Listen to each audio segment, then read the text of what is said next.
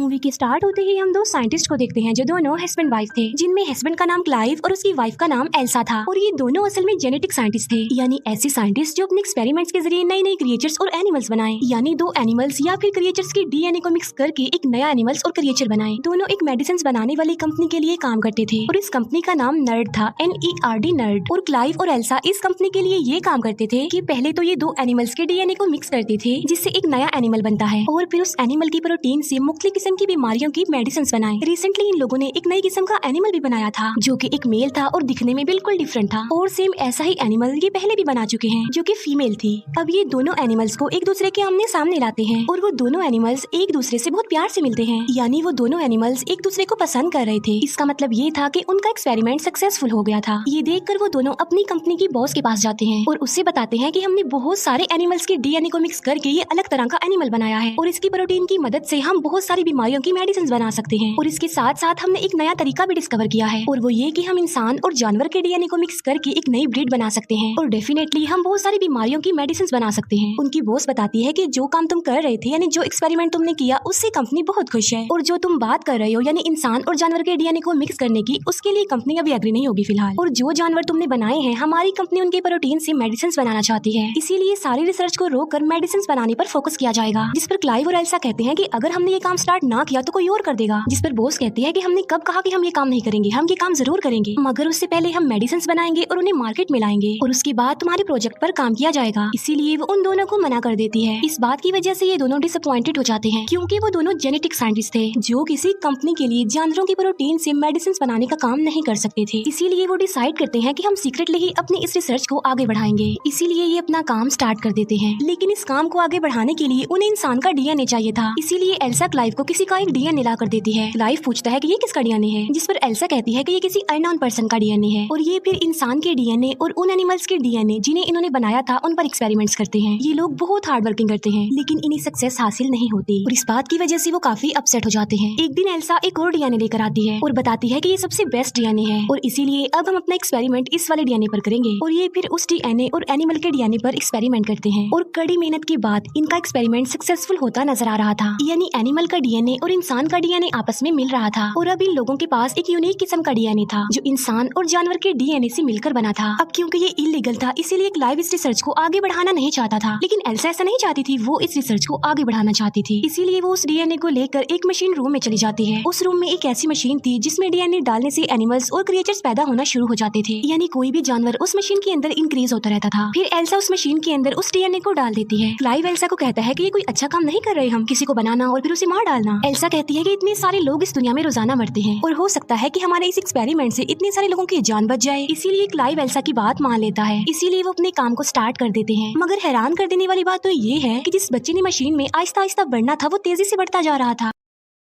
Check करने पर उन्हें पता चलता है कि बच्चा बिल्कुल नॉर्मल है, लेकिन शाम को उस लैब का अलार्म बजने लगता है और जब ये लोग चेक करने के लिए जाते हैं तो ये देखते हैं कि बच्चा पूरी तरह डेवलप्ड हो गया है, यानी वो पैदा होने के लिए, बाहर आने के लिए डेवलप्ड हो गया है। इसीलिए वो उसे बाहर निकाल देते हैं, जो काफी अजीब लग रहा था। क्लाइव इस क्रिएचर को मारना चाहता था। एल्सा कहती है कि अभी हमें ऐसा नहीं करना चाहिए, क्योंकि क्या पता कि हम एक सक्सेसफुल क्रिएचर बना ले। लेकिन क्लाइव एल्सा की बात नहीं मानता, इसीलिए वो उस जगह पर जाते हैं जहाँ पर वो क्रिएचर था, क्योंकि वो उसे मारना चाहते थे। और वहाँ जाकर उन्हें पता चलता है कि वो तो पहले ही मर चुका है, इसीलिए क्लाइव वहाँ से चला जाता है। एल्सा कहती है कि अब खतरे वाली कोई बात नहीं है, इसीलिए एल्सा उस बॉक्स को ओपन कर देती है और जब वो चेक करती है तो उसे पता चलता है कि यहाँ पर कोई बच्चा, कोई क्रिएचर नहीं है, बल्कि ये सिर्फ एक स्किन है, यानी उस स्किन में से कोई क्रिएचर निकला है जो उस वक्त लैब में ही है। फिर वहाँ पर वही अजीब सा क्रिएचर दिखाया जाता है जिसके 2 पैर थे। बाहर से क्लाइव उस क्रिएचर को देख लेता है और वो एल्सा को कहता है कि तुम जल्दी से बाहर आ जाओ, मैं पॉइजनस गैस ऑन कर रहा हूँ। लेकिन एल्सा क्लाइव की बात नहीं मानती और वो उस क्रिएचर को कहती है कि मैं तुम्हें कोई नुकसान नहीं पहुँचाऊंगी, इसलिए तुम मत डरो। और ये सुनने के बाद वो अजीब सा क्रिएचर एल्सा के पास आता है और उससे डरता भी नहीं, लेकिन तभी पीछे से क्लाइव एक रॉड लेकर वहाँ पर आ जाता है, जिसे देखकर उस क्रिएचर को गुस्सा आ जाता है। फिर क्लाइव और एल्सा वहाँ से बाहर आ जाते हैं। क्लाइव एल्सा को कहता है कि मैं पॉइजनस गैस ऑन कर रहा हूँ, क्योंकि मैं इस क्रिएचर को जिंदा नहीं रख सकता, मैं इसे मारना चाहता हूँ। जिस पर एल्सा कहती है कि नहीं, हम सिर्फ इसे बेहोश कर देंगे, क्योंकि मैं देखना चाहती हूँ कि हमने क्या बनाया है। इसीलिए वो उसे बेहोश करते हैं और उसे एग्जामिन करने लगते हैं। तब उन्हें पता चलता है कि ये क्रिएचर एक फीमेल है असल में, जो बहुत फास्टली ग्रो कर रही है और एक टाइम ऐसा आएगा कि डेवलप होने के बाद मर जाएगी, यानी इसका लाइफ साइकिल बहुत छोटा है। फिर आहिस्ता आहिस्ता ये क्रिएचर बड़ा होता जा रहा था, डेवलप होता जा रहा था, उसके हाथ पैर निकलने लगते हैं, उसका उसका दिमाग भी डेवलप्ड हो जाता है और एल्सा उससे इमोशनली कनेक्ट भी होती जा रही थी। वो उसे खाना खिलाती थी, डिफरेंट एक्टिविटीज सिखाती थी। एक दिन एल्सा उस क्रिएचर को बहुत सारे अल्फाबेट्स देती है और उसे कहती है कि इन अल्फाबेट्स को ऐसे अरेंज करो कि मेरा नाम बन जाए, लेकिन वो क्रिएचर सिर्फ नर्ड बना देती है, NERD, जो इस कंपनी का नाम था, क्योंकि उसने एल्सा की शर्ट पर ये स्पेलिंग देखे थे। ये देखकर एल्सा खुश हो जाती है क्योंकि वो अब चीजों को पिक कर रही थी। तभी वहाँ पर क्लाइव आ जाता है जो उस क्रिएचर को बिल्कुल भी लाइक नहीं करता था। वो कहता है कि इस क्रिएचर को बाहर किसने निकाला, अंदर रखो इसे, और इसकी दुम भी कवर होनी चाहिए। असल में उस क्रिएचर की एक काफी लंबी दुम थी। एल्सा क्लाइव को कहती है कि इसे जानवर मत कहो। क्लाइव कहता है तो फिर मैं क्या कहूँ इसे? वो कहती है कि तुम इसे ड्रैन कहो, क्योंकि इसने अभी अभी अल्फाबेट से NERD नर्ड बनाया है, जिसे उल्टा करके ड्रैन बनता है। और फिर एक दिन क्लाइव का भाई भी ड्रैन को देख लेता है और उसे ड्रैन की सारी रियलिटी पता चल जाती है। अब क्योंकि वो ड्रैन को वहाँ पर नहीं रख सकते थे, इसीलिए वो उसे एक फार्म हाउस में भेज देते हैं। और अब वो टाइम आ जाता है जब क्लाइव और एल्सा ने कंपनी के ऑनर को प्रेजेंटेशन देनी थी उन क्रिएचर्स के बारे में जो उन्होंने पहले बनाए थे। और जब वो प्रेजेंटेशन देने के लिए उन दोनों क्रिएचर्स को कंपनी के ऑनर के सामने लाते हैं, और तब वो दोनों क्रिएचर एक दूसरे से लड़ने लगते हैं और इसी में उनकी मौत हो जाती है। और इस बात की वजह से वो लोग काफी डिसअपॉइंटेड हो जाते हैं। फिर वो उन दोनों क्रिएचर्स के लड़ने का रीजन ढूंढते हैं। तब उन्हें पता चलता है कि उन क्रिएचर में जो फीमेल थी वो अपने आप ही कन्वर्ट हो गई थी, यानी उसने अपना जेंडर चेंज कर लिया था और वो मेल बन गई थी, क्योंकि उस क्रिएचर में एक ऐसे एनिमल का DNA था जो खुद को कन्वर्ट करके अपना जेंडर चेंज कर सकते थे। और एल्सा और क्लाइव को ये बात इसीलिए पता नहीं चल पाई क्योंकि वो अपने दूसरे एक्सपेरिमेंट यानी ड्रैन के साथ बहुत बिजी थे और यहाँ पर वो टाइम ही नहीं दे पाए। ड्रैन जो कि अब काफी बड़ी हो चुकी है और एल्सा उसे बिल्कुल बच्चों की तरह ट्रीट करती थी, उसे सब कुछ सिखाती है, उससे प्यार करती है। लेकिन एक दिन ड्रैन भाग कर जंगल में चली जाती है और जब क्लाइव और एल्सा उसे चेक करने के लिए जाते हैं तो वो देखते हैं कि ड्रैन ने एक रैबिट को मार दिया है और वो उसे खा रही है। इसके बाद वो दोनों उसे घर ले आते हैं। एल्सा फिर जब ड्रैन को खाना देती है तो वो खाना नहीं खाती, बल्कि कहती है कि मैं इस बोर जगह की वजह से बहुत ज्यादा बोर हो गई हूँ। ये बात वो अपनी जुबान से नहीं बताती, बल्कि वो उन अल्फाबेट्स की मदद से TDS लिख देती है, यानी यहाँ पर मैं बहुत ज्यादा बोर हो रही हूँ। फिर वो छत को फाड़कर ऊपर चली जाती है। तब उसके पीछे पीछे क्लाइव और एल्सा भी जाते हैं।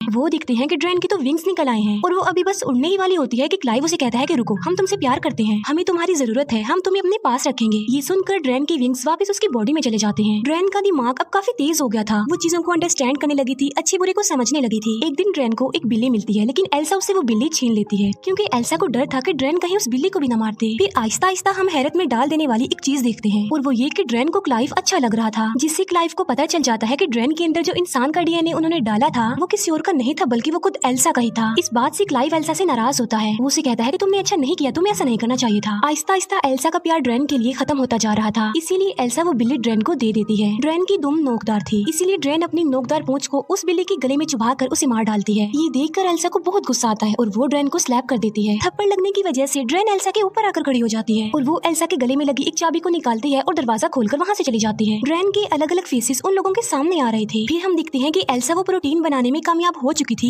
जिसकी रिस्पॉन्सिबिलिटी कंपनी ने उस पर लगाई थी। फिर एक दिन क्लाइव कैमरा की फुटेज यानी अपने लैपटॉप की स्क्रीन पर दिख रहा होता है कि ड्रैन कहाँ पर है और ड्रैन उस वक्त पानी में होती है। और अब क्लाइव को भी ड्रैन अच्छी लगने लगी थी और वो अपने लैपटॉप की स्क्रीन पर हाथ लगाता है। दूसरी तरफ ड्रैन भी कैमरा को टच करती है, यानी वो क्लाइव के हाथ को अपना हाथ लगाती है, क्योंकि वो जान चुकी थी कि क्लाइव उसे देख पा रहा है। ये देखकर क्लाइव काफी हैरान रह जाता है। फिर हम देखते हैं कि क्लाइव उस फार्म हाउस उस जगह पर आया है जहाँ पर ड्रैन थी। क्लाइव वहाँ पर अकेला आया था, यानी उसके साथ एल्सा नहीं थी। क्लाइव ड्रैन को आवाज लगाता है, लेकिन वो उसे कहीं पर भी नजर नहीं आती। तभी क्लाइव पीछे मुड़कर देखता है तो ड्रैन उसके पीछे खड़ी होती है। तभी ड्रैन क्लाइव के पास आकर उसे कहती है कि तुम मुझे अच्छे लगते हो। इस पर क्लाइव कहता है कि नहीं, ये बुरी बात है। लेकिन अब क्योंकि क्लाइव को भी ड्रैन अच्छी लगती थी, इसीलिए वो भी अपनी फीलिंग्स पर कंट्रोल नहीं कर पाता। लेकिन इतनी ही देर में वहाँ पर एल्सा आ जाती है। वो जब उन दोनों को साथ देखती है तो उसे बहुत बुरा फील होता है, इसीलिए वो नाराज होकर वहाँ से चली जाती है। अब क्योंकि ड्रैन की दुम का इतना बड़ा नेल था, यानी वो किसी के लिए भी खतरा हो सकता था, इसीलिए एल्सा उसकी दुम काट देती है। एल्सा बहुत ज्यादा सैड होती है और यहाँ पर उन दोनों को अपनी गलती का एहसास होता है कि उन्हें ये क्रिएचर नहीं बनाना चाहिए था। एल्सा कहती है कि जो प्रोटीन कंपनी को चाहिए था वो मैं बना चुकी हूँ और वो ड्रैन के अंदर है, बहुत ज्यादा है। और अब वो दोनों डिसाइड करते हैं कि वो ड्रैन को मार डालेंगे। फिर वो दोनों ड्रैन के पास जाते हैं। वो देखते हैं कि ड्रैन की हालत तो ऑलरेडी मरने वाली है और देखते ही देखते ड्रैन मर जाती है, क्योंकि हम जानते हैं कि उसका लाइफ साइकिल इतना ही था। उसके मरने के बाद वो दोनों उसे करीबी जगह पर दफना देते हैं। दफनाने के बाद क्लाइव का भाई वहाँ पर आता है और उसके साथ एक और एम्प्लॉय था और क्लाइव का भाई भी उसी कंपनी में काम करता था। क्लाइव का भाई कहता है कि मैं जानता हूँ कि तुम दोनों ने एक क्रिएचर बनाया है जो बिल्कुल इंसानों जैसा लगता है, क्योंकि जो प्रोटीन तुमने कंपनी को दिया है उसमें ह्यूमन का DNA भी शामिल है। इसीलिए अब मैं उस क्रिएचर को देखना चाहता हूँ जो तुमने बनाया है। जिस पर वो कहते हैं कि वो तो मर चुकी है और हम तो उसे दफन भी कर चुके हैं। और तभी किसी की जोरदार चिल्लाने की आवाज आती है और ये आवाज उस तरफ से आ रही थी जहाँ पर उन्होंने ड्रैन को दफन किया था, इसीलिए वो जल्दी से उसी तरफ भागते हैं। वो देखते हैं कि जहाँ पर उन्होंने ड्रैन को दफन किया था वो वहाँ पर नहीं है,